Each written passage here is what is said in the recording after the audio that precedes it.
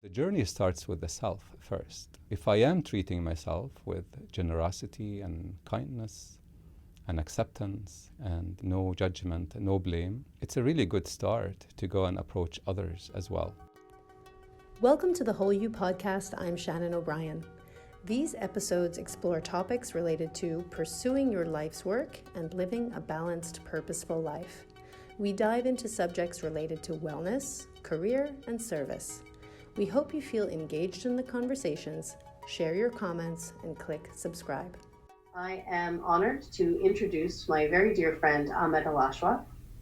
Ahmed is a lecturer at Stanford University, the co-founder of the Flourishing Lab and Self-Inner Transformation, and faculty at the Esalen Institute. Since the early 1990s, he has consulted for national and international government agencies on processes of conflict resolution and youth de-radicalization.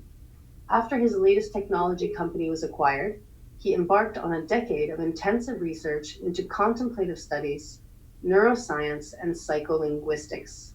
He now teaches meditation, leadership, and nonviolent communication throughout the world, including China, Europe, and the Middle East, where he is originally from. So Ahmed, I wanted to take this opportunity to introduce you to Whole You clients, to learn more about you and your experience and also your teaching, because I personally have benefited in a tremendous way that I couldn't even begin to describe.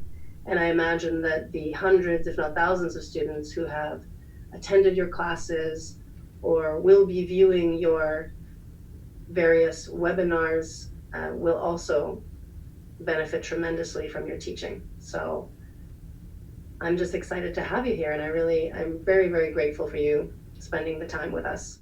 Thank you, Shannon. It's my pleasure to finally be with you.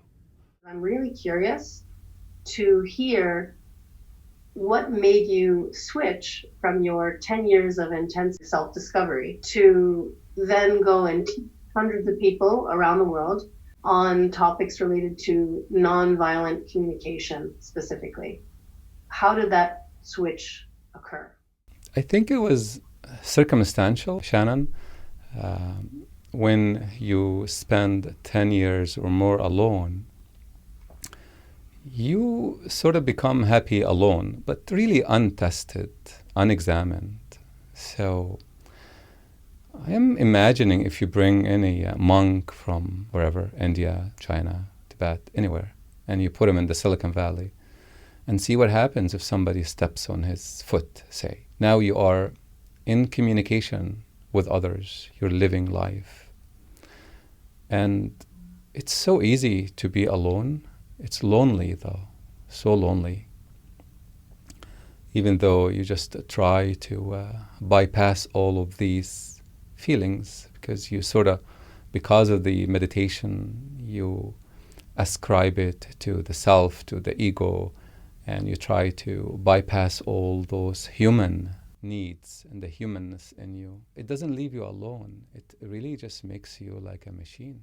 So as soon as you're interacting with people, it's a completely different animal.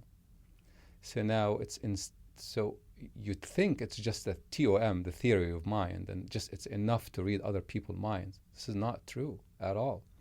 There is the EQ now, the emotional intelligence. How are you going to read what the other people intentions and desires and the inflection, just the nuances of behavior? So it's so necessary to deal with them now. In addition, that nonviolent communication was just a joy when I stumbled on this, because what was missing in my mediating amongst people for conflict resolutions, I just used my mind and manipulations in the past. And could you also start by describing what nonviolent communication is, because maybe people aren't really familiar with that term? So the nonviolent communication is to only focus on how I am feeling, without judgment or blame to anyone else. It's a lifestyle. It's how I'm going to be communicating myself to others. So if I care about my connection with you and something happens between you and me, my desire is to get closer to you. But so you do this strange thing that I don't expect. I interpret it as something that you should not have done. You should have known better. So I come at you with a lot of attack and judgment and blame. And what happens? I lose you. You become farther and I become far from you. We're no longer even as close. So the nonviolent communication method is for me to come and only share with you how I felt after your action. This entire method of communication is to exonerate anybody, everybody in the world from anything wrong. After all, I am the one who is experiencing the feelings, the emotion, correct? Mm. And so the emotion and the feelings that I am experiencing, they really have nothing to do with you. All you did is you just pressed on an old wound that I am carrying. And that takes us back to the childhood experiences. A child there is still aching, that has not yet been heard, listened to, acknowledged, realized, because it's connected to a childhood, and because most of the pain, the psychological pain that hurts terribly, is the psychological pain that is inflicted by our loved ones, our parents, mother, father, right? Yeah, that we also interpret it that way. It's just one story, one interpretation. But we're just rewriting the ambience that the story took place. But now when I stumbled on the language of feelings, I started to see the child in everyone, the children, many different selves, many different backgrounds, and all of them could be like 60, 70 years old, 80 years old speaking with you. But you just look through them and you see who is talking. You see the very basic needs there. This person has never been heard or listened to. All he wanted is just to be listened to without interruption, with space, and without judgment and without blame. The nonviolent communication provided this opportunity whereby you can listen to a person, and in fact you don't only listen to them, but you repeat what they said in order to confirm and affirm that you actually listen to them. And you can get so creative in that too. You say, well, just so make sure that I heard you correctly, I heard you say such and such and such and such. And it could be everything against you, but you just repeat it, because this person must first feel complete. If he or she feels incomplete, this will be lingering forever between you and this person. So what do? You make the person feel complete by repeating and verifying and confirming that this person has been heard without judgment or blame. And so when I started to teach leadership, for example, because it's different now, you are in the workplace, there's no place really to come and discuss all the trauma and the child that has not yet been heard. So what do? You just acknowledge that there's a child and you take responsibility and you make a commitment that you take responsibility. Yeah, okay, I got it. I heard you say that, this, and that. But you add to that, I make it mean such and such because you want to exonerate everybody else from your own psychological journey, work. You go back to your therapist after that. As you were talking, I was getting very excited and hopeful for the future of the workplace, because I think in many companies, the self is not given a space to feel, and bosses or colleagues are not caring about whether your whole person is complete or not, or has extra things to share. It's just, did you reach the deadline? I think that historically that is the tone of the environment in the workplace. And by teaching leadership, you're training these students to go out and hopefully be leaders in companies where they're going to integrate this type of communication and dialogue and technique in order to make everyone at the workplace heard. The leadership is part of the Flourishing Lab curriculum. I teach this in China to CEOs, a lot of them. So it's like mentoring hundreds of people, and they're so open to knowledge there. And I teach a lot of this, obviously, in my meditation and neuroscience and meditation and technology to the Stanford students. 'Cause suddenly you have people who are just accomplished people who have their own companies. They are taking your classes, and it's an opportunity. I know that you bring your work over to the Middle East and have conducted workshops and events over there. And I just want to know more about what you're doing there and what the future holds for your work in the Middle East. As you know, I was born in Egypt, and I actually flew in during the Egyptian uprising, whatever you call it. And I just wanted to see what was happening there. And it was magic. This is a very interesting phenomenon. What I observed there, before the revolution, nobody spoke. Nobody was heard. After the revolution, suddenly everybody wants to talk. So Facebook was so much noise there. No one was listening. No one, because it was all about politics and religions. And then came the Muslim Brotherhood. And then nobody could speak at all suddenly. Just now you're not allowed even to express any aspiration. And then came the current Egyptian government and just the Sisi and the army. And so they rescued the country back to being Egyptian again. And now people are started to talk after that.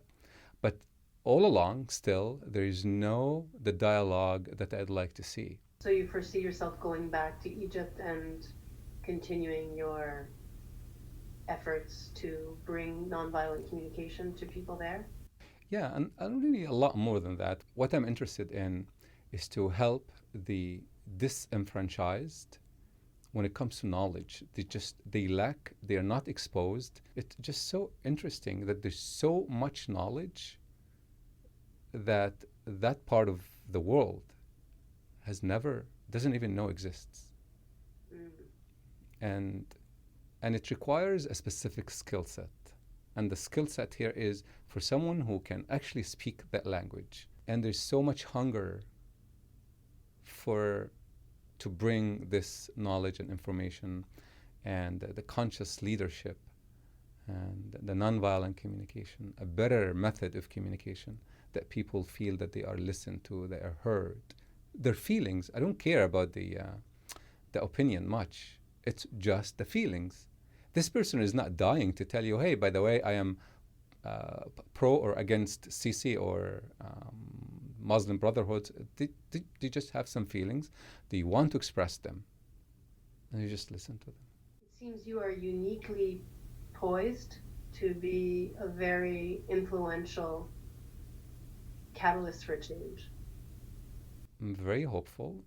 I'm very optimistic. I think I'm born optimistic. Otherwise, I wouldn't have been here. It's been such an honor and a pleasure to watch this evolution and to benefit from it. But I hope to be involved in any way I can possibly be of help or support in sharing your message and supporting your mission to help others in this way. Well, yes. So I'll take you up on that. Let's create a series of nonviolent communication and leadership program where we can share and we can translate in the vernacular of those countries. Because this is really what I discovered. I discovered that the intellectuals were writing and speaking and fighting and arguing violently, not non-violently, because they never speak the vernacular, the slang language that people speak. Once they go on the internet or in a newspaper, suddenly they just speak a different language, like Shakespearean language, for example. Why? So that you can never be nonviolent if you're using that language. You can never be compassionate if you're using a language that no one speaks anymore. I can imagine that most people hearing you would like to learn more about nonviolent communication. What would you recommend? Is there a book, a resource, or a class or offering that you have where people can learn more about nonviolent communication and how to implement it in their own lives? So to go to the nonviolent communication directly, there's obviously the book NVC, the Nonviolent Communication. Uh, it's a sort of a little bit old school. So for example, I added a couple more steps to the popular 3 or 4 steps that. So the steps are simple, Shannon. They go like this, right? The behavior that's inarguable, and then the feelings, what I felt after this behavior. It's better to say after this behavior was committed. It's better not to say because of, you see? Because it really is just a correlation. The causation happened at trauma ages. Yeah, right? So when that action happens, I felt like this because that need was not met. And then you make a request. 4 steps. The request is optional. So yes, more to come, and you'll be part of it. Peace, Shannon, peace. Peace and love. Peace and love, yes. For eternity. Sure. The science in me. I appreciate you. I appreciate you, Ahmed. Thank you so much for your time tonight. Thank you, my friend. For more insights on wellness, career, and service, check out wholeyou.info. Thanks for listening, and I'm wishing you a balanced, purposeful day.